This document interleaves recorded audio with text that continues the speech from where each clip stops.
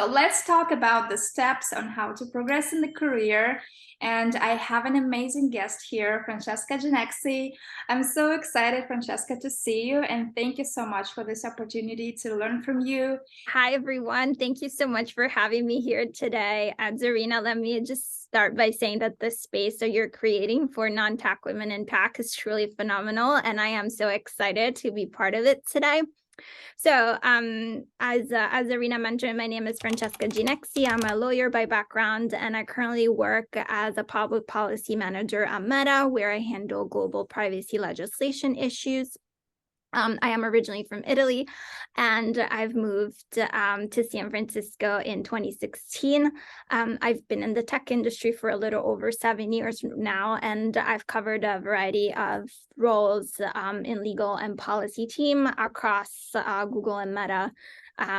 Yeah, so that's me, and I am so thrilled to be here.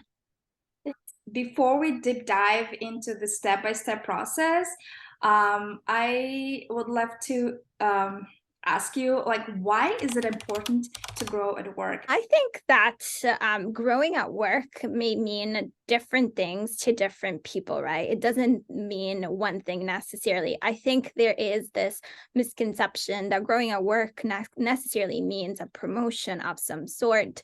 But I think the meaning of growth at work is really personal, and it really depends on the goals that we set for ourselves and for our career. So we shouldn't be looking at our current job as something that's definite, but rather we should look at our career holistically, right? And we should set goals for our career overall rather than this specific job, and think about how this specific job fits into the bigger picture. You know, what has us, like, let's think about it as a stepping stone, right? And how can this specific profession, this specific role, this specific job that you're in right now help you get to the next step in that overarching goal that you have set for yourself? So, for example, in my case, let's say that I'm very passionate about mentoring and coaching people, and so down the line in my career, what I would really want to become is a people manager. Obviously, you know, getting a promotion is one of the ways in which I can grow to achieve that goal, but it's not the only one. There's other things that you can do to become a people manager and to build really the skills that you need to get to that level. So, for example, you could start becoming an interviewer within your organization and start bringing people on board. You can start managing really big projects that involve a bunch of different teams and a bunch of different people, so that you can help build those partnerships and really polish that particular skill of bringing people together and solving conflicts and encouraging communications and so forth. So really start thinking about what your overarching goal for your career is, and really figure out how your current role can be a next stepping stone towards that goal. And those are the ways in which you know, you can grow. Can you please let us know what are the steps you can take to take control of the career? I think that acknowledging that you are in charge of your career is the very first step. I think some people take this for granted, but it's not so evident that you are the one that's in charge of your career, right? If you just expect to put together some great results and that somebody is automatically gonna notice those and associate them with you, well, that's not gonna happen. So what's really important is really acknowledging that you know, carrying out great work and results is as important as driving visibility towards that work, right?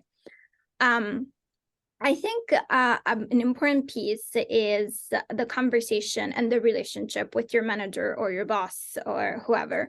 You know, in my approach has always been a certain level of transparency with my bosses. I've been extremely lucky to have had people in my professional path that have really been invested in my professional development, and so have supported me even when it meant, you know, leaving the team or leaving the company. However, I understand that this is not the case for everybody, and it's not everyone's experiences. So it might be difficult somehow contentious or awkward to have these type of open conversations with the manager. That's why I want to encourage people to take advantage of situations like the formal career conversations that your company can set, I don't know, once a year or once every 6 months. The performance review periods or the planning processes, like each company has its own way of going about these things. But there is some sort of formalization around these processes. And these are really times of the year where you could take advantage of and can really start and having those conversations where you set goals for yourself and you make those very clear and explicit with your manager, right? So I think it's really important to disclose what your goals are and disclose what you're trying to achieve in terms of growth to your manager, because at the end of the day, your manager is the one that's going to be in your corner and finding the opportunities for you to be able to align with those goals and achieve them. So this would be my first piece of advice, right? Really making those goals clear, really have an honest conversation with your manager and get their feedback, just as to where you want to go.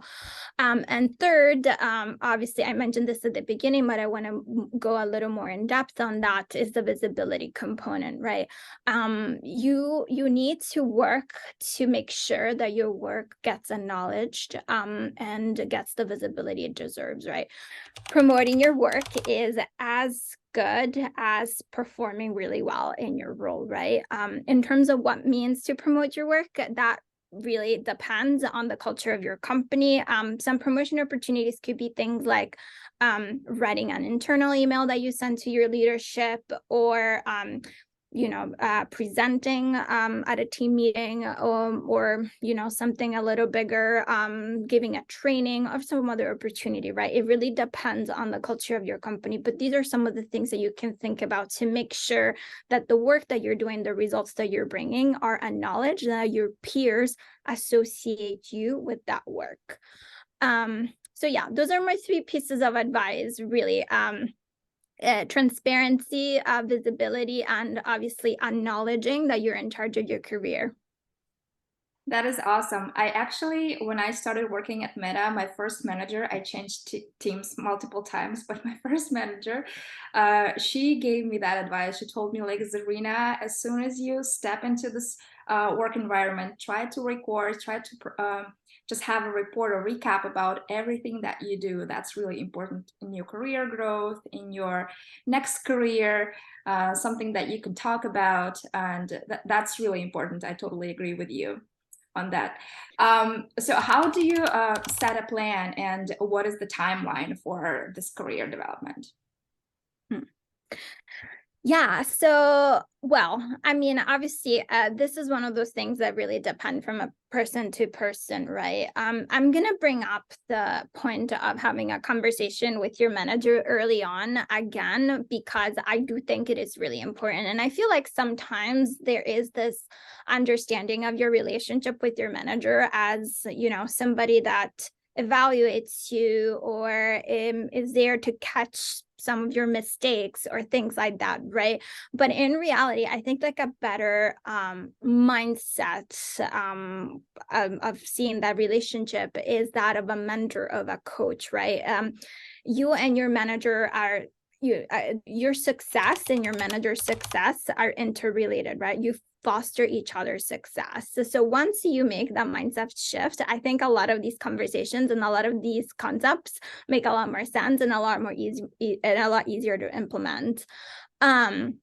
So yeah, basically, in this perspective, having a conversation early on, for example, at the beginning of the year, it's January, so that's it. Now it's a great moment to do that, or whenever it is more convenient, or if there's a formal process within your company, do it then, and set your goals really early on. This is very imperative. So in that particular context, you can show your goals to your manager. You can make it very explicit what you're trying to accomplish within that.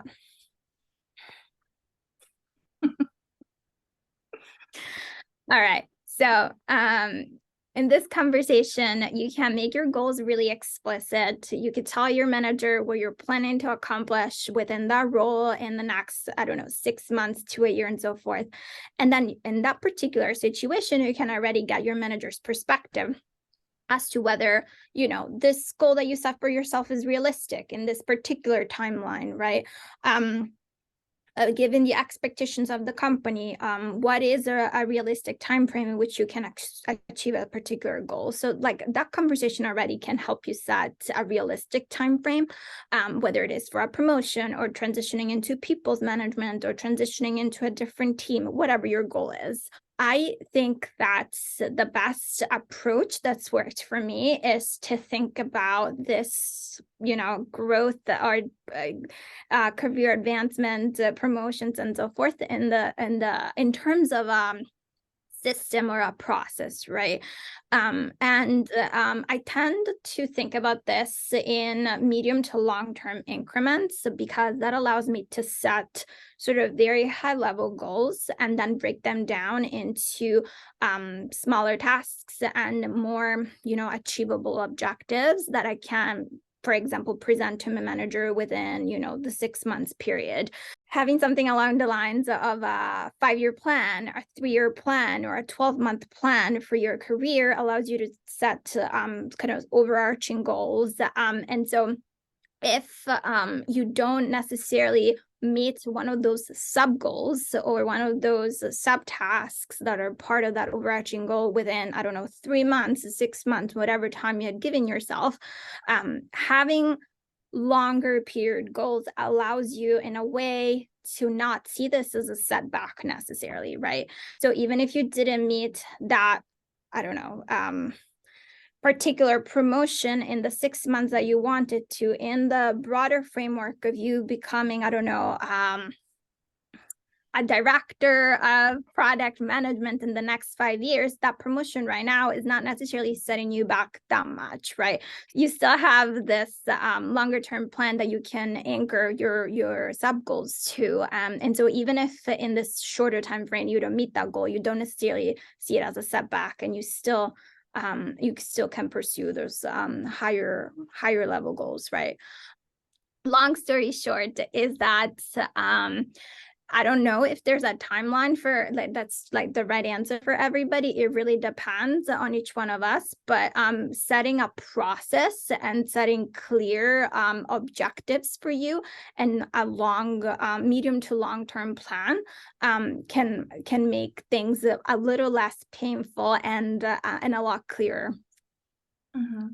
And just a follow-up question, should you be honest and upfront with your manager as soon as you start a new role, or should you like wait for a year and figure out what your goals are and then talk to your manager about the promotion or about the further career development? What do you think?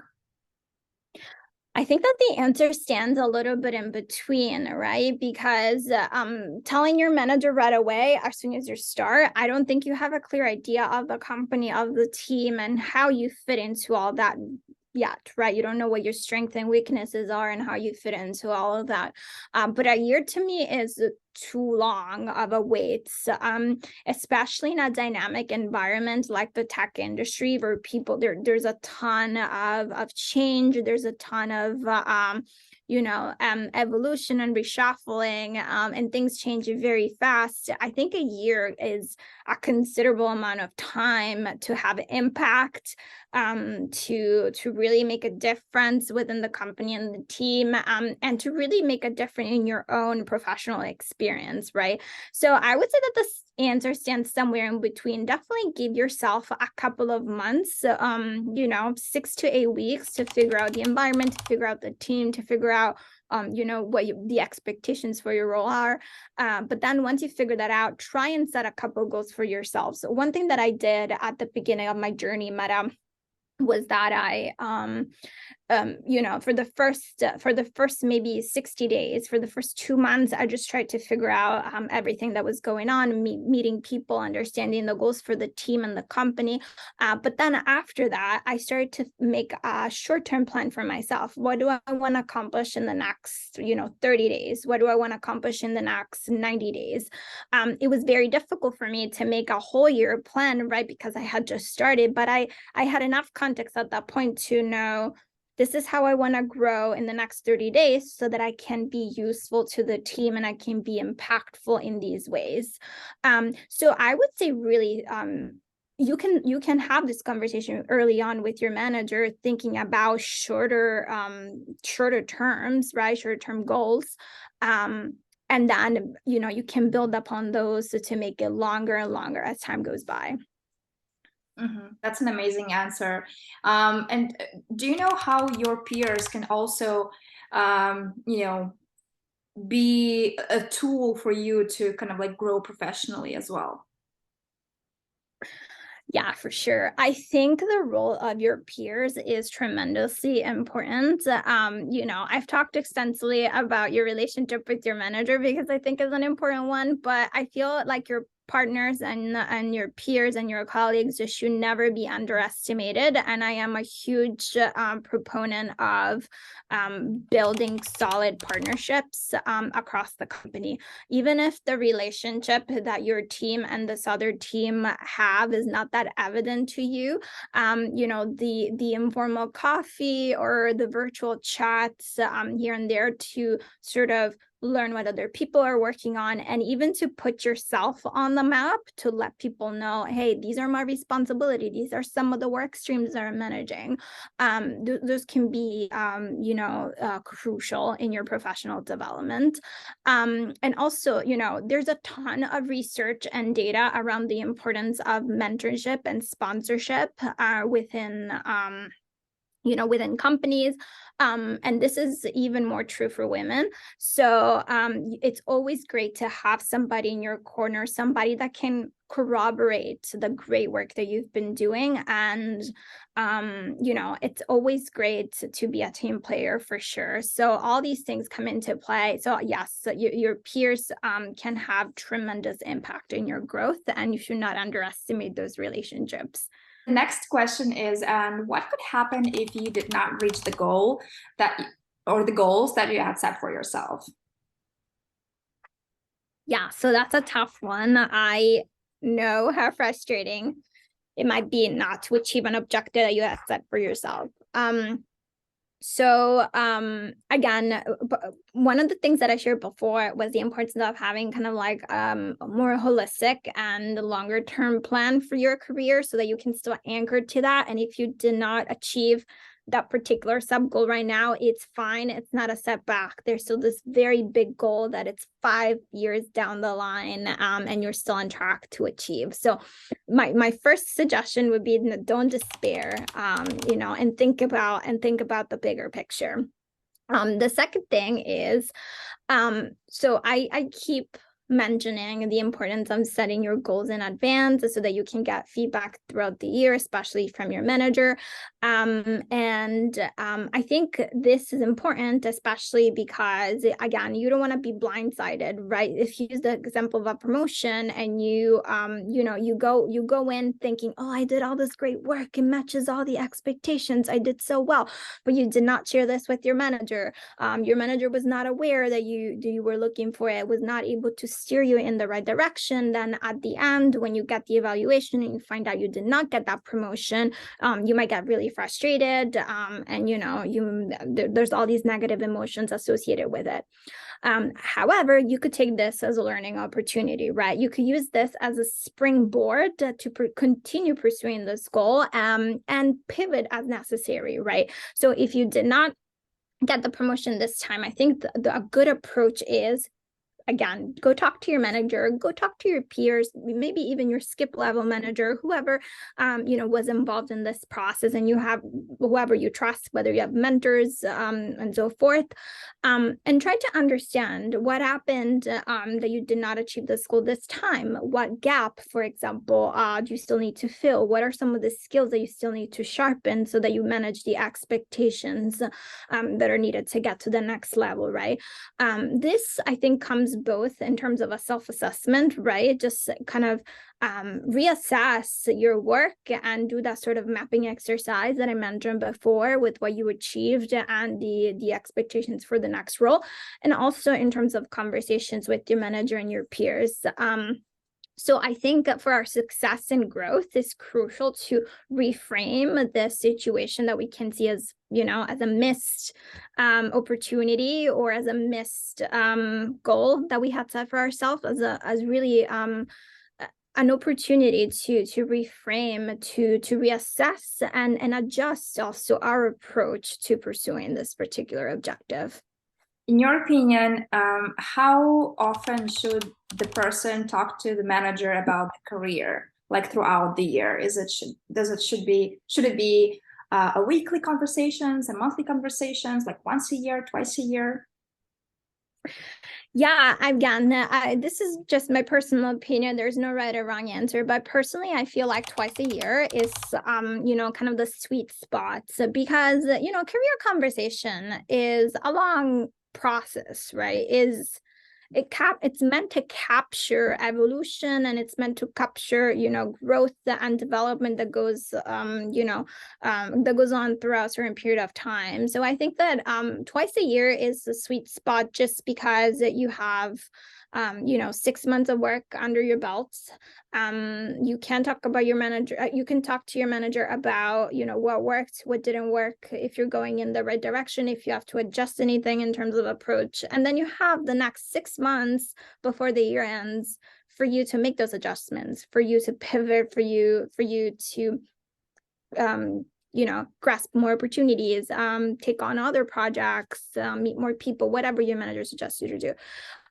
So I think that twice a year is really the sweet spot, every 6 months. So perhaps you can have one now at the beginning of the year, and another one, in June or July, mid-year. I think that's an ideal scenario.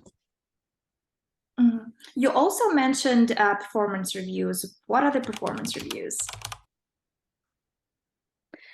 Yeah, so performance reviews are more or less formal processes that companies have in many different ways, and that are a great opportunity for you to assess the work that you've been doing, determine where you want to go, and what you plan for your role in the next term, and also to get feedback from your peers and your managers, and at the same time for you to give feedback to the partners that you work with, to your manager themselves, and other people. I think it varies from company to company, but normally it has 3 pieces. So a piece would be the self-evaluation or self-assessment, where you just think about the things you've accomplished, the impact that you had, the different projects that you worked on. Then there is a review from your manager, so a formal evaluation, where normally your manager evaluates you against the expectations for your role, whether you met those expectations, even exceeded them perhaps, and maybe you need some improvement, you need some support. So, and then there is the peer feedback, where, you choose some people that you worked with and you ask them to provide feedback as to what worked in your collaboration, things you can collaborate better, things you can do to improve your communication, for example, and so forth. So it's really different pieces of feedback that come from you, from your manager and your leadership, and from the people that you worked with. Mm-hmm. And how the performance review can help you to get promoted? Yeah, so normally the performance review cycle, it coincides with promotions. It varies a little bit depending on the situation, but normally, there's a performance review cycle, and then you get promoted with alongside that. I think that what really comes into play here, this is your opportunity to really promote your work and to really be your own best advocate, because what comes into play here is your ability to draw visibility into your work and highlight why it was impactful, why it mattered, and why you're awesome, basically. So if your company, depending on where you work, if your company asks you to draft a self-assessment, so a performance review for yourself, your objective here is obviously to showcase all the great work that you did, but you cannot just, make a laundry list of all the different projects, all the different work streams that you worked on, right? When you write your performance review, what you really want to think about is answering the question, so what, right? You really want to highlight how you, what the expectations for the role were, how you match those expectations with your work, and why it mattered, why you made a difference to your team and your company.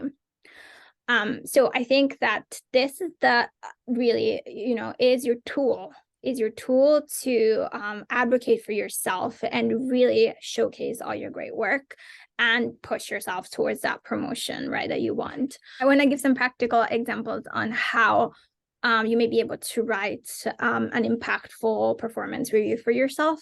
So let's say that you did three things.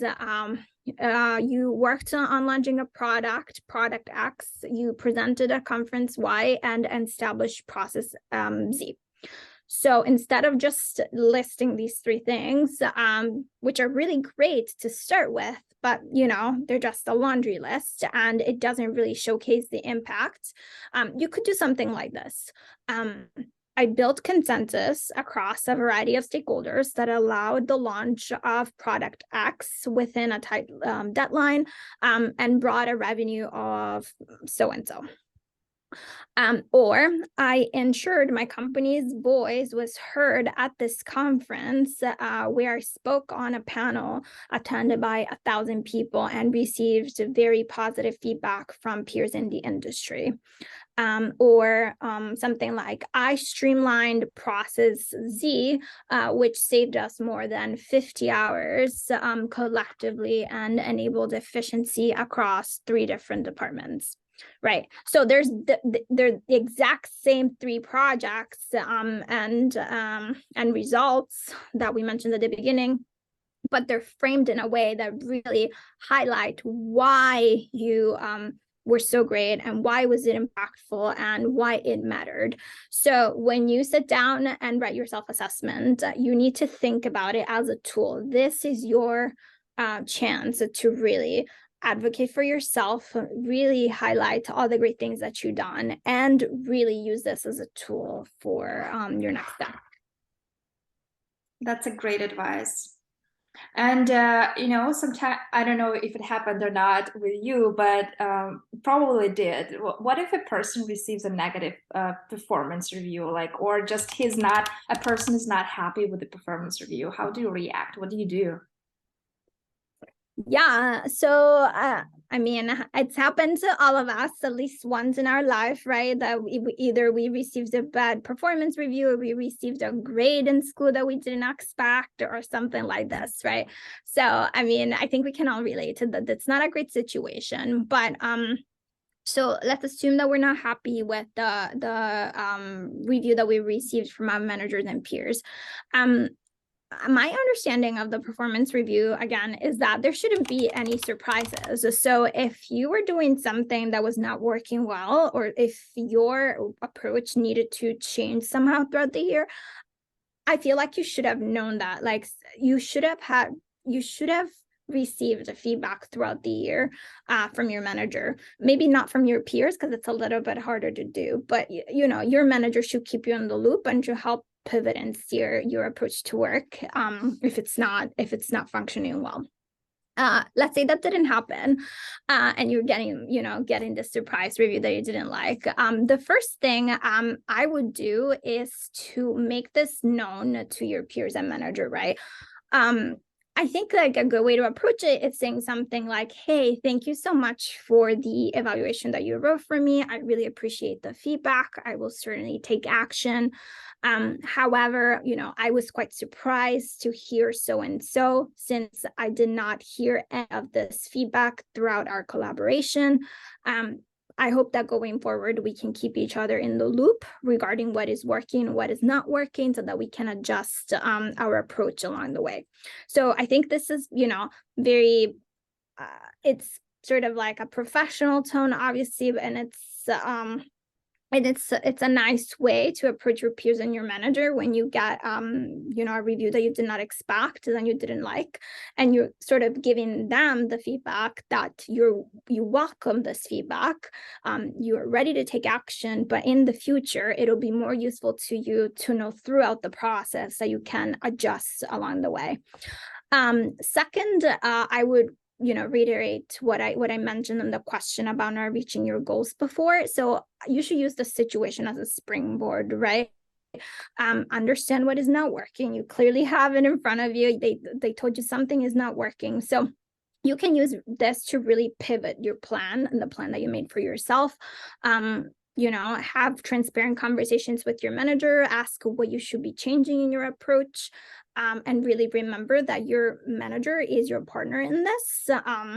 Your success triggers your manager's success. So they're interdependent. And so this is their job. They're supposed to help you pivot, adjust your approach, improve your work so that you can get to the success that you envisioned for yourself.